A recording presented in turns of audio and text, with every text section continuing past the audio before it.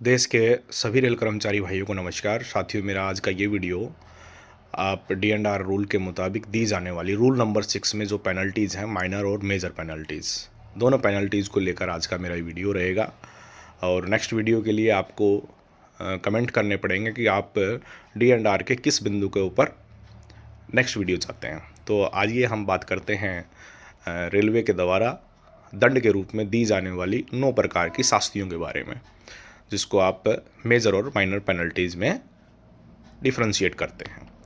तो साथियों, minor penalties के लिए आपको SF11 जारी किया जाता है और मेजर पेनल्टी के लिए आपको SF5 जारी किया जाता है। ये आपके स्टैंडर्ड फॉर्म है। SF11 आपको माइनर पेनल्टीज़ के लिए और SF5 आपको मेजर पेनल्टीज़ के लिए इशू किया जाता है। तो साथियों, रूल का जो मैंने आपको बताया, माइनर पेनल्टीज़ हैं वो 6 प्रकार की होती हैं।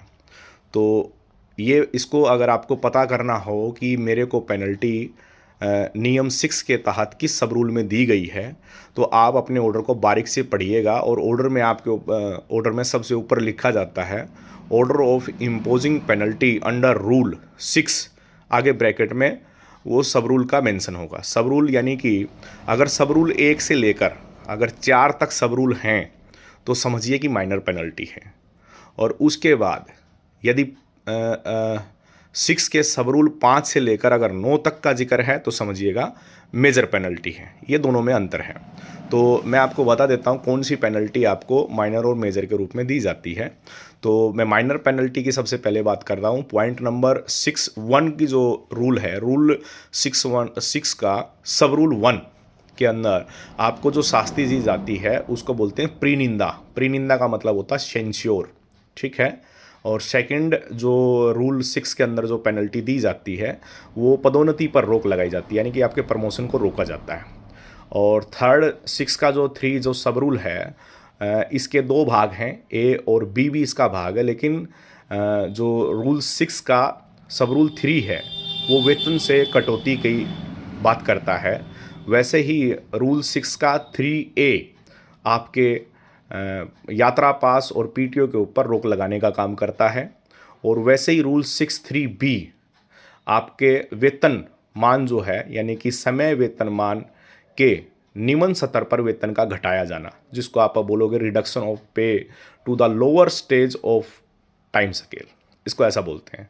वैसे ही रूल 6 का सब रूल 4, जिसको बोलोगे आप बैन ऑफ एनुअल इंक्रीमेंट, यानी कि वार्षिक वेतन वृद्धि पर रोक लगाया जाना। ये टोटल माइनर पेनल्टीज़ के बारे में मैंने बताया। ये 6 प्रकार की पेनल्टीज़ आपको माइनर पेनल्टीज़ के रूप में दी जाती हैं। साथियों, अगर मैं दीर्घ शास्ति, जिसको बोलते हैं ना मेजर पेनल्टी की अगर मैं बात करूं, तो मेजर पेनल्टी डी&आर के लिए नियम 6 के अंदर सब रूल 5 से लेकर 9 तक बनाई गई है। तो इसमें और एक अच्छी बात क्या है, 5 दंडों का एक विधान बनाया गया है, यानी कि एक समूह बनाया गया है और उस समूह के मुताबिक आपको ये पेनल्टी दी जाती है। अगर जितना मतलब अगर मैं ऊपर से, यानी कि रूल 6 का सब रूल 5 से जैसे ही आप नीचे की ओर बढ़ेंगे, 9 की तरफ जाएंगे, तो शास्तियाँ उतनी जो हैं कठोर होती जाएंगी। जैसे कि सबसे पहले मैं रूल 6 के सब रूल 5 की मैं बात करता हूं, जो मेजर पेनल्टी के लिए बना है। उसमें आपको पेनल्टी दी गई है समय वेतनमान के किसी स्तर तक वेतन का संचयी एवं असंचयी प्रभाव से घटाया जाना। ये उपनियम जो है 5 में लिखा गया है। तो मतलब इसमें मैंने क्या बोला कि कॉम्युलेटिव, विद कॉम्युलेटिव इफेक्ट और विदाउट कॉम्युलेटिव इफेक्ट का इसमें आपके इम्पोजिंग ऑर्डर के अंदर, NIP ऑर्डर के अंदर ये चीज़ मेंशन की जाएगी कि जो आपकी पेनल्टी है विद कॉम्युलेटिव इफेक्ट है या विदाउट कॉम्युलेटिव इफेक्ट है, ये बात उसमें मेंशन किया जाएगा। यदि उस ऑर्डर को आपने देखना तो उस पर लिखा हुआ कि रूल 6 का सब रूल 5, राइट। वैसे ही दूसरे नंबर की बड़ी पेनल्टी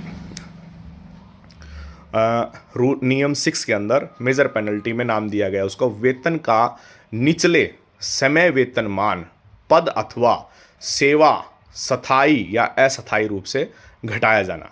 यानी कि इसमें क्या होता है कि आपको एक लोअर स्केल पर लाके कांस्टेंट रखा जाता है और उसमें आपका पद जो है यानी कि ग्रेड अपग्रेडेशन का एक जैसे कि एक ग्रेड आपको डाउन कर दिया और इतने समय तक डाउन कर दिया, ये पेनल्टी आपको नियम 6 के उपनियम क्या बोलते हैं 6 में देखने को मिलेगा।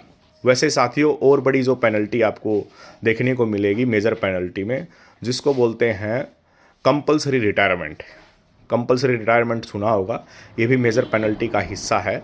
तो ये उपनियम 7 के अंदर गिनी जाती है, 6 का उपनियम 7, ठीक है।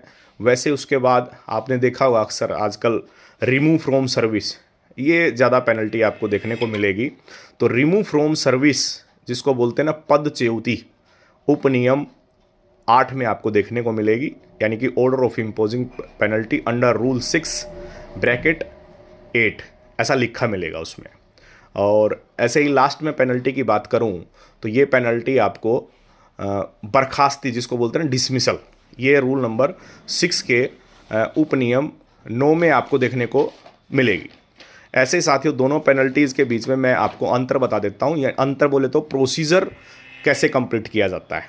प्रोसीजर क्या है, जैसे माइनर जो पेनल्टी है और मेजर पेनल्टी है, दोनों में समानता एक ही है कि दोनों की दोनों जो पेनल्टीज़ हैं वो जारी करने के लिए चार्जशीट अनुशासनिक प्राधिकारी द्वारा यानी कि डिसिप्लिनरी अथॉरिटीज़ में चार्जशीट जारी करेगा और चार्जशीट के बाद डिसीजन भी वही लेगा, यानी कि शास्ति क्या देनी है निर्णय भी वो डिसिप्लिनरी अथॉरिटी के द्वारा ही लिया जाएगा। मेरी नज़र में ये यहाँ एक प्रकार से देखा जाए तो दोषपूर्ण नियम मुझे नज़र आ रहा है। आप भी अपना विचार इस पर प्रकट कर सकते हैं कमेंट सेक्शन में।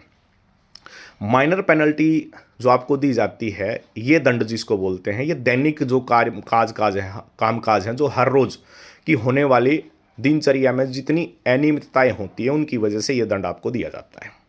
जबकि ये जो मेजर पेनल्टी है ये आपको बिल्कुल जिसको बोलते हैं ना गंभीर बड़े आरोप जिसमें लगे हों, जिसमें कदाचार और अवचार के लिए मतलब ये लगाया जाता है। ये पेनल्टी बोल रहे हैं जैसे कि मारपीट है, लूटपाट है, चोरी डकैती है, देशद्रोह का आरोप है, ये मेजर पेनल्टी के लिए इसमें बनाया गया। माइनर पेनल्टीज़ के लिए जो प्रोसीजर है वो मतलब नियम जो 11 है, D&R का रूल नंबर 11 है, उसके लिए नियम 11 को अपनाया जाता है।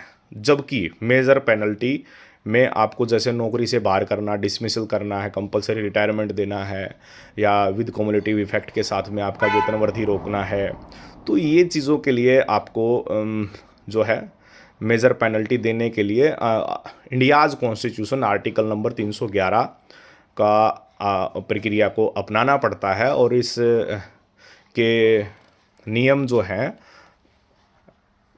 D&R के नियम जो हैं रूल नंबर 9 और 10 के अधीन जो प्रोसेस होती है उसको अपनाया जाता है। अच्छा, एक अच्छी बात मैं आपको बता देता हूँ माइनर और मेजर पेनल्टी की। माइनर पेनल्टी के अंदर आरोप पत्र जारी होने के बाद आपको माइनर पेनल्टी ही दी जाएगी, मेजर पेनल्टी नहीं दी जा सकती है। लेकिन मेजर पेनल्टीज़ के लिए चार्जशीट जारी करने के बाद आपको माइनर पेनल्टी दी जा सकती है। ये निर्भर करता है आपके डिसिप्लिनरी अथॉरिटी के ऊपर।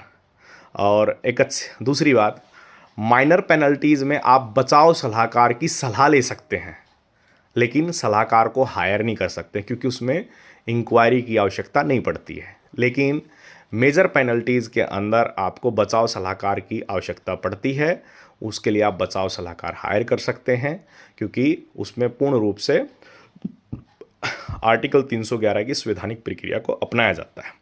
तो इन्हीं शब्दों के साथ मैं अपनी वाणी को विराम देता हूं। अगर वीडियो अच्छा लगा हो तो शेयर ज़रूर कीजिए, और जो साथी दिन रात अपनी ड्यूटी में व्यस्त रहते हैं, घरेलू कार्यों में बिजी रहते हैं, तो इस वीडियो को देखें और आगामी समय में अच्छे जिस बिंदु पर आप वीडियो चाहते हैं उस वीडियो के लिए अधिक से अधिक कमेंट करें। धन्यवाद।